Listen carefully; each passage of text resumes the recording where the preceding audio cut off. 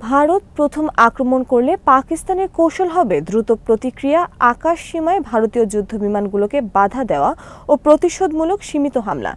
এক্ষেত্রে তারা মিরেজ ও JF-17 fighter দিয়ে স্ক্র্যাম্বল রেসপন্স করতে পারে। স্যাম ও রাডার ব্যবহার করে নির্দিষ্ট করিডোরে প্রতিরক্ষা গঠন করার কথা ভাবতে পারে পাকিস্তান। আবার আওকাশ দিয়ে হাই অল্টিটিউড সার্ভেলেন্স ও ইন্টিগ্রেটেড কমান্ডো কার্যকর করতে পারে। তবে যুদ্ধ দীর্ঘায়িত হলে পাকিস্তান সীমান্তের কাছে ভারতীয় বিমান ঘাঁটিতে নির্দিষ্ট আক্রমণের কৌশল নিতে পারে। সেক্ষেত্রে F-16 ও JF-17 ফাইটার দিয়ে প্রিসিশন স্ট্রাইক চালাতে পারে। এসব হামলায় রাত ক্রুজ মিসাইল ব্যবহার করার সম্ভাবনা রয়েছে।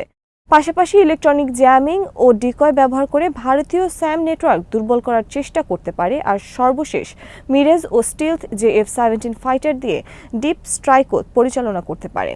সেই সাথে চীন থেকে পাওয়া ইলেকট্রনিক জ্যামার ও ডিকয় ও রেডিও ডিস্টারবেন্স সিস্টেম ব্যবহার করে ভারতের কমান্ড অ্যান্ড কন্ট্রোল ব্যবস্থা ব্যাহত করার চেষ্টা করবে পাকিস্তান।